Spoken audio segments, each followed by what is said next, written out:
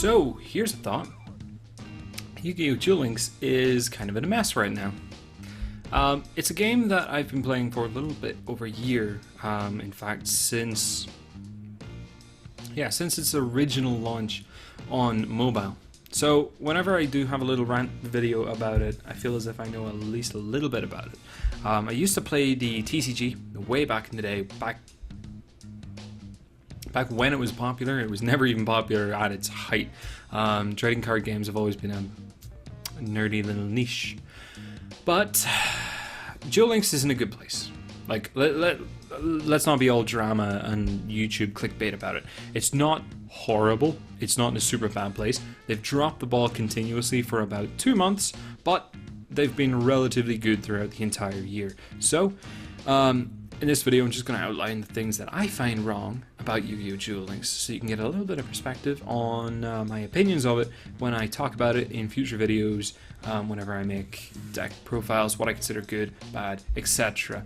In the near future, I do want to try and cover a few things. Still trying to make Armed Dragons work, but we'll discuss those more in a moment. So, the first things I would like to see in Yu-Gi-Oh! Duel Links are the restraints taken off of cards which are just about to find the end of their lifespan anyway, even if they weren't restricted in some form or fashion. So let me elaborate on what I'm talking about.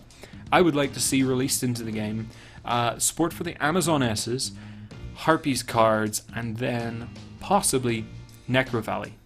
So Necro Valley is definitely a powerful card, has the potential to impact the meta, but I would like to see cards come into the game while they still have that potential to actually do something to influence the meta. There is not much point in releasing them once we already have XYZs and Synchros, because at that point, I'm going to be out of the game. But no, really. I'd like to see them come into the game while they still have the opportunity to at least be played. So I would love to see the Amazon S Village. I would like to see the continuous spell that they get that gives them an extra 1,000 attack whenever they swing.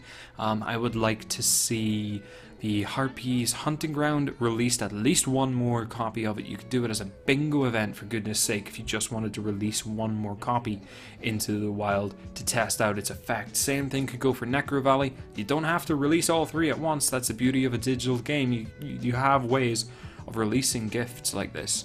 I would like to see Jinzo released.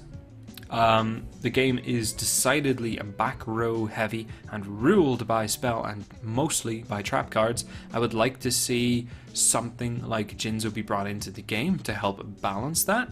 I mean, the single most powerful card in the game currently is gotta be C Stealth Attack, and probably shouldn't have put that into the game, but now that they have it there, we've got Wall of Disruption, we've got Mirror Wall, we've got every other back row card in the game, and Jinzo wouldn't break it.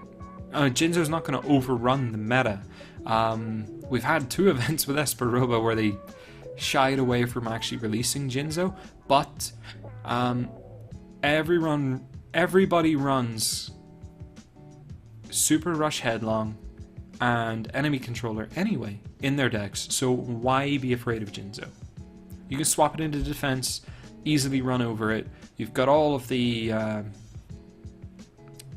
you've got all of the decks that require you to run Enemy Controller and Super Rush Headlong that are meta relevant, which means that you can easily counter Jinzo without having to make additional space in your deck for a Jinzo counter.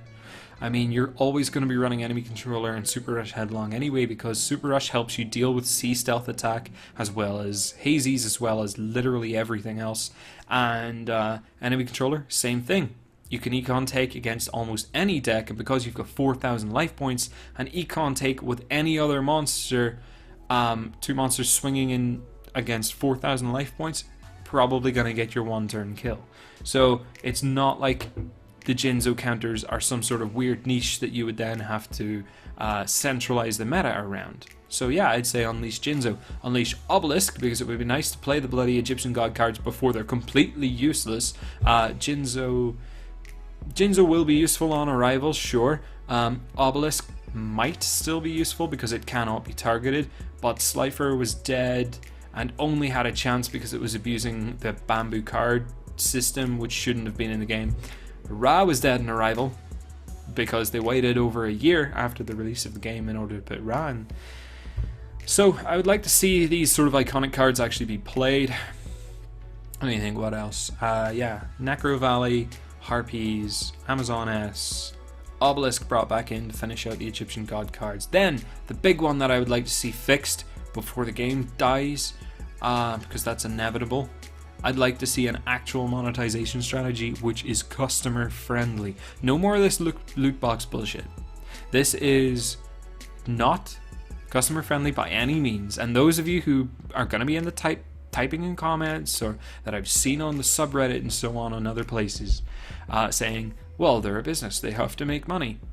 Since when is random transactions the best way for them to make money and for you, the customer, to get what you want and have good value for your money?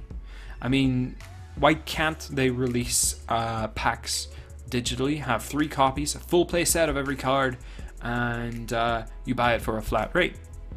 I mean, more people are going to buy that than the whales, and I'm sure there's a certain amount of financial advantage in going for the whole whales versus free-to-play players, which is really just gambling addicts and YouTubers versus everyone else, because paying anything into the game is not a good value proposition. Look at the cost of getting like 60 packs. It's well over $60, especially if you're spending currency outside of US dollars.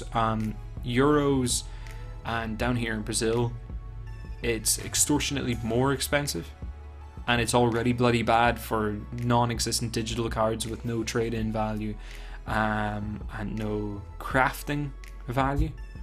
So if I were to pay $60 on a game like this, or pay $60 for a complete full experience on console or PC, it's a hard push to tell me to spend money on this game. So even though I like it, even though it's the only mobile game I would recommend to anyone who has at least a passing interest in trading card games, because of how well it has been managed in this Speed Duel compact format, it's very user-friendly, very simple. I would never, ever, ever recommend spending money on it. And if that means the game's death tomorrow, well then, tough. They're not a charity case, and I can't bring myself to want to give them money, which is strange because I want to give them money, but not for loot boxes. And if you're going to say they're card packs and not loot boxes, they're loot boxes. Of course they are. They're a single payment.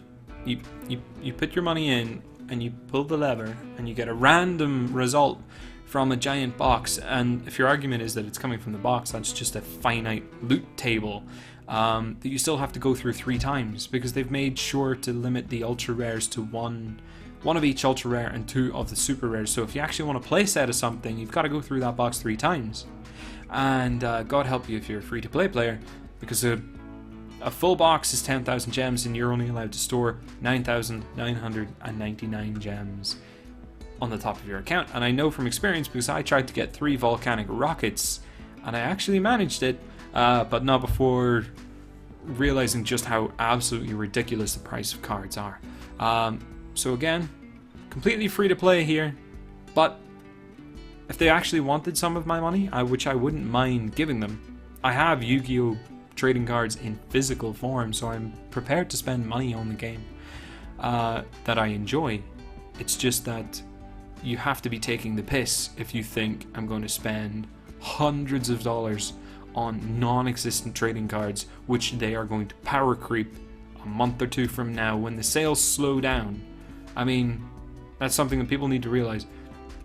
They know on their end what the purchasing power and the sales are that's coming into them, so as soon as they see the sales slowing down, they can just do like this. They can drop Aliens and Sea Stealth Attack in a new box and just bump that power grade up just 1 stage, and then once those stop selling, they'll bump it again, and there you go. All of your cards are gone. There's no trading to other players. There's no crafting system in order to guarantee that the money you've invested will still be useful later on. So yeah, it absolutely sucks. The monetization in the game is a joke. The game itself, and bloody fantastic, still would never support it though. So that's enough of that ranting. I'm now going to go, and I suppose I could get back to that wonderful, wonderful Jewel Island event.